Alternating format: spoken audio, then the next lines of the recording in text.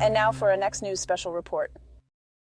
Crooked Hillary's latest venture is floundering. Suffs, her Broadway musical about the suffragette movement, is failing to fill seats despite heavy promotion and a star-studded cast. Produced by Clinton, the play's dismal ticket sales are making headlines for all the wrong reasons. So what's behind this colossal flop, this public humiliation of Crooked Hillary? Well, stay tuned for our in-depth report where we'll uncover the details and what this failure means for Clinton. And you don't want to miss the final thought on this one. Now, folks, before we dive into our special report on Hillary Clinton's Broadway debacle, a quick word from our sponsor. Americans are facing a mountain of debt, and it's more important than ever to regain financial stability. That is where the National Debt Relief Group comes in. I regained my financial footing thanks to their customized plan. They offer a free consultation with zero upfront fees. And since 2009, they've helped over 600,000 people get out of debt, and they're rated #1 on the top consumer websites. So visit NoDebtWithGary.com for your free consultation and custom plan today. You'll find the link down below. Now, Hillary Clinton's Broadway musical Suffs is facing a harsh reality. It is a flop. Despite a significant promotional push, the musical about the suffragette movement is struggling to fill seats. It's currently in the bottom 23% of all Broadway shows in terms of theater occupancy. Now, the play, which is supposed to highlight the brave women who fought for the right to vote, has instead become a symbol of Hillary Clinton's inability to connect with audiences.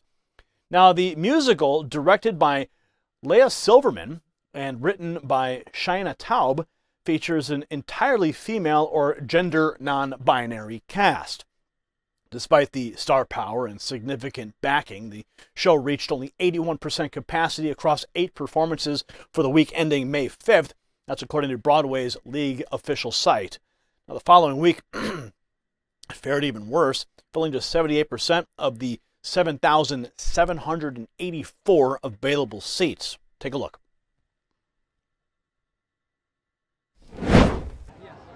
I look at the characters in this extraordinary musical, and I relate to all of them because I know how hard it is to make change. I know how important it is to have relationships with the people you're working for as you're taking risks, you're doing things that have never been done, whether it's running for president in my case or having a march on Washington in 1913 to try to convince the president and the Congress to adopt the amendment to let women vote. I relate to the whole story as an American and as an American woman, as somebody who's been in politics, but more than that, I see it as relevant today. We have a lot of challenges in our country.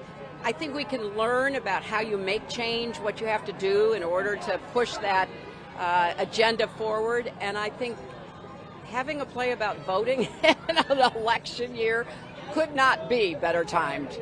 Okay, I'm not going to make you sit through another 60 seconds of that. So let's talk about the show's poor performance, shall we? It's surprising, given its strong production team, including Jill Furman and Rachel Sussman as lead producers. The nearly 3-hour-long play is set in 1913 during a pivotal time in the women's suffrage movement. According to the show's website, Suffs aims to entertain and inspire by portraying the relentless pursuit of the right to vote. Yet the reality is far from the idealistic vision that Clinton had hoped for. Despite Clinton's assertion that she relates to all the characters in the play, this connection hasn't translated into ticket sales. As you saw, she was speaking to the Associated Press. She drew parallels between her own political journey and the struggles depicted in Suffs, referencing her 2016 presidential failure. However, the public's lukewarm reception suggests a disconnect between Clinton's narrative and the audience's actual interests. Daily Wire host Michael Knowles, he discussed the musical's failure on his podcast, noting that despite a concerted promotional effort by the media and a cast full of females and gender non-binary performers, Suffs is still not attracting audiences. The sentiment is echoed by many who see the play's failure as emblematic of Clinton's broader struggle with the American people to simply engage with the public. Now, the numbers are indeed stark. Broadway's league data shows Suffs lagging behind other shows like Harry Potter and the Cursed Child and Moulin Rouge, the musical, Breitbart News pointed out that the play should be drawing larger crowds during Broadway's peak season, especially because it's a new show. The fact that it doesn't suggests deeper issues with the production or its marketing, or maybe people just don't really care. Adding to the narrative of Clinton's detachment is the involvement of Vice President Harris's niece, Mina Harris, as another producer.